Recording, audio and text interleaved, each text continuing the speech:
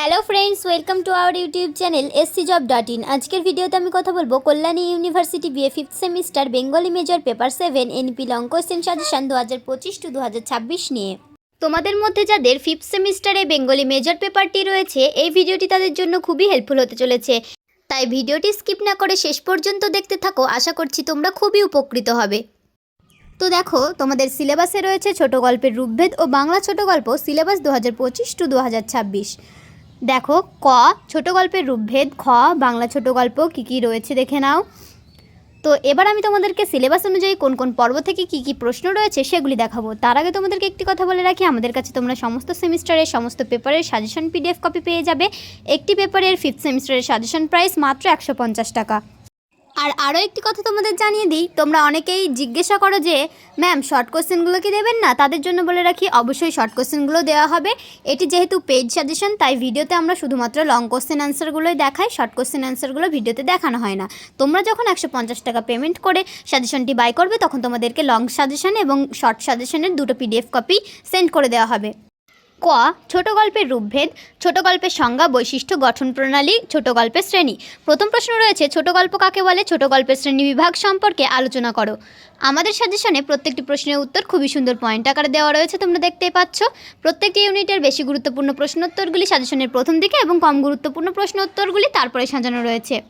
এখন থেকে যদি তোমরা এই সাজেশনগুলি সংগ্রহ করে পড়া শুরু করো, তাহলে পরীক্ষাতে খুবই ভালো রেজাল্ট করতে পারবে।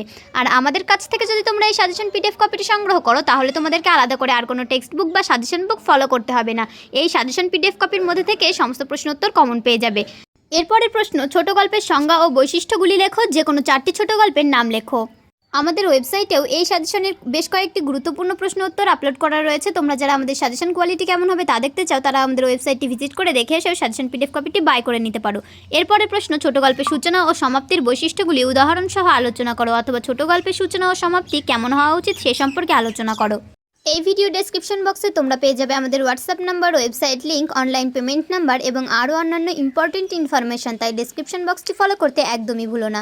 এরপরের প্রশ্ন রয়েছে ছোট গল্পের সূচনা ও সমাপ্তির বৈশিষ্ট্যগুলি উদাহরণ সহ আলোচনা করো, অথবা ছোট গল্পের সূচনা ও সমাপ্তি কেমন হওয়া উচিত সে সম্পর্কে আলোচনা করো। তোমরা যদি আরও অন্যান্য সেমিস্টারের অন্যান্য পেপারের সাজেশন ভিডিও দেখতে চাও, তাহলে আমাদের চ্যানেলটি সাবস্ক্রাইব করে রাখো। আর সাজেশন সম্পর্কে যদি তোমাদের কোনো রকমের কোনো প্রশ্ন থেকে থাকে, তাহলে এই ভিডিওর কমেন্ট বক্সে জানিয়ে যেতে পারো, প্রয়োজনে আমাদেরকে হোয়াটসঅ্যাপও করতে পারো। এরপরের প্রশ্ন, উপন্যাস ও ছোট গল্পের মধ্যে তুলনামূলক আলোচনা করো, অথবা ছোট গল্প ও উপন্যাসের মধ্যে পার্থক্য লেখো। তোমরা আর কোন কোন সেমিস্টারের কোন কোন পেপারের সাজেশন ভিডিও দেখতে চাচ্ছ কমেন্ট বক্সে লিখে জানিও। এরপরের পর্ব, খ বাংলা ছোট গল্প, বিরিঙ্গি বাবা, রাজশেখর বসু। প্রথম প্রশ্ন রয়েছে বিরিঙ্গি বাবা গল্পে ব্যঙ্গ ও কৌতুক রসের ব্যবহারে পরশুরামের দক্ষতা, ঘটনা চরিত্র ও সংলাপ আশ্রয়ে নিরূপণ করো।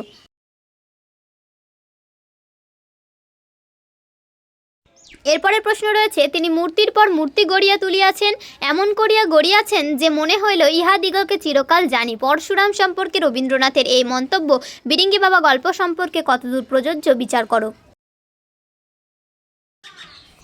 পরের প্রশ্ন, বিরিঙ্গি বাবা গল্পের কাহিনী ও চরিত্র অবলম্বনে সমাজের ভণ্ড বাবাজিদের সম্পর্কে পরশুরামের যে দৃষ্টিভঙ্গি প্রকাশ পেয়েছে তা বিশ্লেষণ করে দেখাও।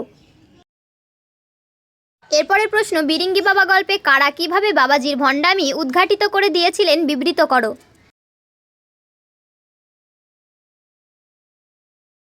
এরপরের সাব ইউনিট, রসময়ীর রসিকতা, প্রভাত কুমার মুখোপাধ্যায়। প্রথম প্রশ্ন রয়েছে রসময়ীর রসিকতা গল্পে বিনোদিনী চরিত্রের গুরুত্ব আলোচনা করো। এরপরের প্রশ্ন, রসময়ীর রসিকতা গল্পে যে দাম্পত্য জীবনের ছবি পাওয়া যায় তা সংক্ষেপে আলোচনা করো।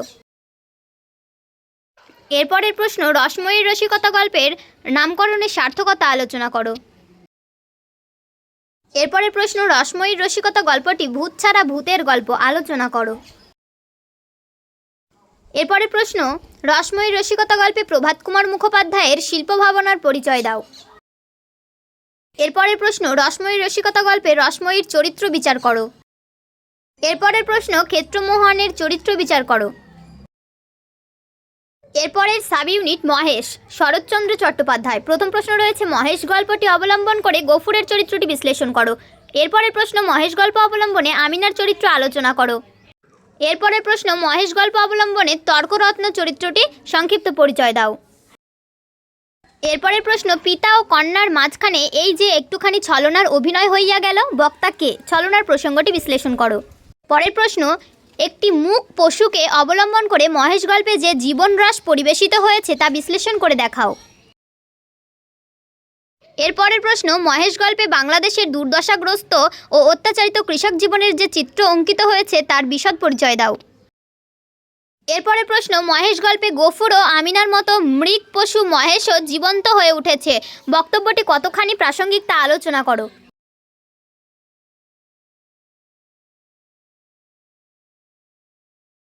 এরপরে সাব ইউনিট নিম গাছ বনফুল। প্রথম প্রশ্ন রয়েছে, রাঁধার পরে খাওয়া আবার খাওয়ার পরে রাঁধা কার লেখা কোন গল্পের অংশ? অংশটির প্রসঙ্গ উল্লেখ করে তাৎপর্য বিশ্লেষণ করো। অথবা নিম গাছ গল্পে উল্লিখিত গৃহবধূর চরিত্রটি বিশ্লেষণ করো। অথবা নিম গাছ গল্পে নিম গাছের সঙ্গে বাড়ির কর্মে নিপুণা গৃহবধূটি কিভাবে দোসর হয়ে উঠেছে আলোচনা করো।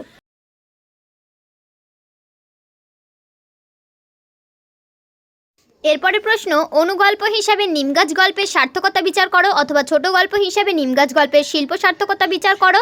অথবা বনফুলের নিমগাছ ক্ষুদ্র গল্পের বিষয়বস্তু আলোচনা করো। এরপরের প্রশ্ন, বনফুলের নিমগাছ গল্পের বিষয়বস্তু আলোচনা করো। এরপরের প্রশ্ন, বনফুলের নিমগাছ গদ্য কবিতা থেকে ছোট গল্পে কিভাবে উত্তীর্ণ হয়েছে আলোচনা করো। এরপরের প্রশ্ন, নিমগাছ গল্পের নামকরণের সার্থকতা বিচার করো। এরপরের প্রশ্ন, নিমগাছ গল্পটি কবিকল্পনার সৃষ্টি, উদাহরণ সহ আলোচনা করো। এরপরে সাব ইউনিট নারী ও নাগিনী, তারাশঙ্কর বন্দ্যোপাধ্যায়। প্রথম প্রশ্ন রয়েছে, নারী ও নাগিনী গল্প অবলম্বনে জেবেদা চরিত্রটি বিশ্লেষণ করো। অথবা নারী ও নাগিনী গল্পে নারী মনস্তত্ত্বের যে রূপটি ফুটে উঠেছে তা আলোচনা করো। অথবা সেই ভালো বাপু, ওটাকে আমি দু চোখে দেখতে পারি না, বক্তাকে তার এমন উক্তির কারণ ব্যাখ্যা করো। অথবা কেন রে আমারে তোর ভালো লাগে না, বক্তাকে এই উক্তির মধ্যে দিয়ে বক্তার মনস্তত্ত্বের রূপটি আলোচনা করো। অথবা এত সাপ মরে, ওটা মরেও না তো, কোন সাপের কথা বলা হয়েছে, বক্তার এই সাপের মরণ কামনার মধ্যে দিয়ে যে চরিত্র বৈশিষ্ট্য ফুটেছে তা আলোচনা করো। এরপরে প্রশ্ন, শুধু তোর দোষ কি, মেয়ে জাতের স্বভাবই ওই, কে কোথায় এর কথা বলেছিলেন? এই উক্তির মধ্যে দিয়ে বক্তার চরিত্রের কোন বৈশিষ্ট্য পরিলক্ষিত হয় গল্পের অনুসরণে আলোচনা করো। অথবা শুধু তোর দেব দোষ কি, মেয়ে জাতের স্বভাবই ওই, বক্তাকে কাকে উদ্দেশ্য করে কথা বলেছে, বক্তার এমন উক্তির কারণ ব্যাখ্যা করো। এরপরের প্রশ্ন, নারী ও নাগিনী গল্প অবলম্বনে খোঁড়া শেখ চরিত্রটি বিশ্লেষণ করো। এরপরের প্রশ্ন, নারী ও নাগিনী গল্পের নামকরণের সার্থকতা বিচার করো। এরপরের সাব ইউনিট হারানের নাচ জামাই, মানিক বন্দ্যোপাধ্যায়। প্রথম প্রশ্ন রয়েছে, হারানের নাচ জামাই গল্পে ময়নার মার চরিত্র কতখানি সার্থকভাবে পরিস্ফুট হয়ে উঠেছে তা আলোচনা করো। অথবা হারানের নাচ জামাই গল্পে ময়নার মার ভূমিকা আলোচনা করো।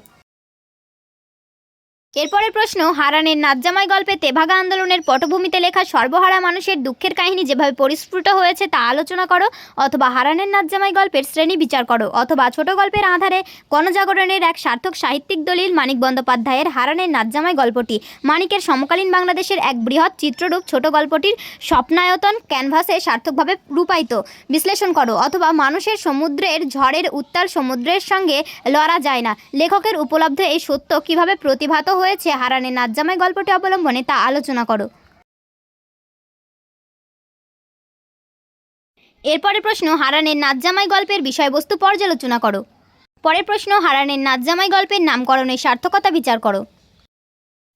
এরপরের প্রশ্ন, হারানের নাচজামাই ছোট গল্প হিসেবে কতদূর সার্থক হয়েছে তা আলোচনা করো।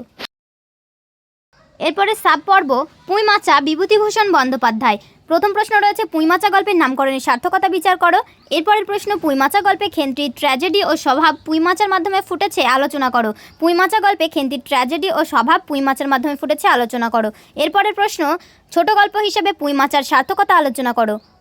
এরপরের প্রশ্ন, পুঁইমাচা গল্পে একটি করুণ ট্র্যাজেডির সুর অন্তর্লীন হয়ে রয়েছে আলোচনা করো।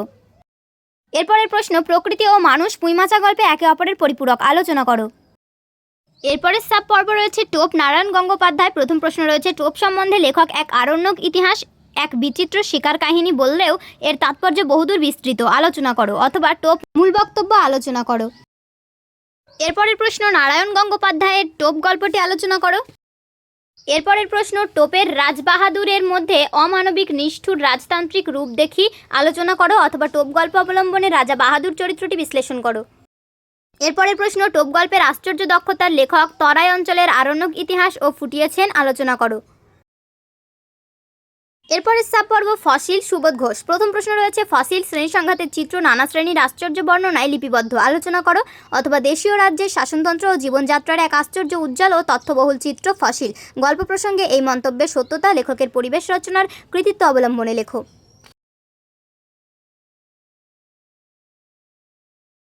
এরপরের প্রশ্ন ফসিল গল্পে মি মুখার্জি এক বিধ্বস্ত মানবাত্মা, আলোচনা করো।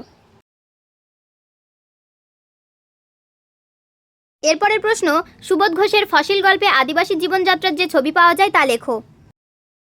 এরপরের প্রশ্ন ফসিল গল্পের নামকরণের সার্থকতা, আলোচনা করো। এরপরের প্রশ্ন ফসিল গল্পের মধ্যে সহিষ্ণু সামন্ততন্ত্র এবং উদীয়মান ধনতন্ত্রের সংঘর্ষে দেখানো হলেও কাহিনীর পরিসমাপ্তিতে শোষক ও শোষিতের দ্বন্দ্ব চিত্রিত হয়েছে, এরূপ মন্তব্য কতদূর যথাযথ, আলোচনা করে দেখাও। এরপরের প্রশ্ন অঞ্জলগড়ের ল এজেন্ট মুখার্জির সব সংগঠনমূলক সৎ প্রচেষ্টা কিভাবে ফিউডাল বুর্জোয়া ষড়যন্ত্রে বানচাল হয়ে গেল তা বর্ণনা করো। এরপরের প্রশ্ন ছোট গল্প হিসাবে ফসিলের অভিনবত্ব বিচার করো। পরের সাব পর্ব আদাব, সমরেশ বসু। প্রথম প্রশ্ন রয়েছে মানবিক নির্মিমিতার প্রধান উপজীব্য সময় আদাব গল্পে সময়ের বিচিত্র চলচ্ছবি তুলে ধরা হয়েছে, আলোচনা করো। এরপরের প্রশ্ন সাম্প্রদায়িক দাঙ্গা নয় সম্প্রীতির ছবি আদাব গল্পের নামকরণের সার্থক করেছে, আলোচনা করো। পরের প্রশ্ন আদাব গল্পে দুজন মানুষের মধ্যে মাঝির চরিত্রই সবথেকে বেশি প্রাণবন্ত, আলোচনা করো। এরপরের প্রশ্ন রাত্রির নিস্তব্ধতা কাঁপিয়ে দিয়ে মিলিটারি টহলদার গাড়িটা একবার ভিক্টোরিয়া পার্কের পাশে দিয়ে একটা পাক খেয়ে গেল, কোন পরিস্থিতির ইঙ্গিত করা হয়েছে, এমন পরিস্থিতির কারণ কি? এরপরের প্রশ্ন পরিচয়কে স্বীকার করতে উভয়েই নারাজ, সন্দেহের দোলায় তাদের মন দুলছে, মন্তব্যটি আলোচনা করো। পরের প্রশ্ন মাথা নিচু করে মোড়টা পেরিয়ে ঊর্ধ্বশ্বাসে তারা ছুটল, সোজা এসে উঠল একেবারে পটুয়াটুলি রোডে, মন্তব্যটি ব্যাখ্যা করো। এরপরের প্রশ্ন দুশ্মনরা আমারে যাইতে দিল না তাগো কাছে, কে কার উদ্দেশ্যে কথা বলেছে, এ কথা বলার কারণ কি? এরপরে সাব পর্ব মহানগর, প্রেমেন্দ্র মিত্র। প্রথম প্রশ্ন রয়েছে প্রেমেন্দ্র মিত্রের ছোট গল্পের পুরুষের কাপুরুষ স্বভাব মহানগর অবলম্বনে, আলোচনা করো। এরপরের প্রশ্ন প্রেমেন্দ্র মিত্রের মহানগর গল্প অবলম্বনে মধ্যবিত্তের জীবনে মহানগরের যে রূঢ় চিত্র প্রতিফলিত হয়েছে তা সুন্দরভাবে ব্যাখ্যা করো। এরপরের পর্ব বান, মহাশ্বেতা দেবী। প্রথম প্রশ্ন রয়েছে বান গল্পের চিনিবাস চরিত্রটি আলোচনা করো, অথবা চিনিবাস অবাক হয়ে ভাবলো এ কেমন কথা হলো, চিনিবাসকে চিনিবাস চরিত্রের বৈশিষ্ট্যগুলি লেখো। এরপরের প্রশ্ন বান গল্পটির নামকরণের সার্থকতা বিচার করো। এরপরের প্রশ্ন বান গল্পে নিম্নজ সমাজেরই চিত্র প্রতিফলিত হয়েছে, আলোচনা করো। এরপরের প্রশ্ন গৌরাঙ্গের প্রেম মন্ত্রের চাইতে নদীর বান অনেক বেশি ভালো, কারণ তা ক্ষুধা মেটায়, মন্তব্যটি বিচার করো। এরপরের প্রশ্ন বড় আচার্যানীর সর্ব অঙ্গ জ্বলে গেল, কোন রচনার অংশ বড় আচার্যানীকে তার সর্ব অঙ্গ জ্বলে যাওয়ার কারণ কি?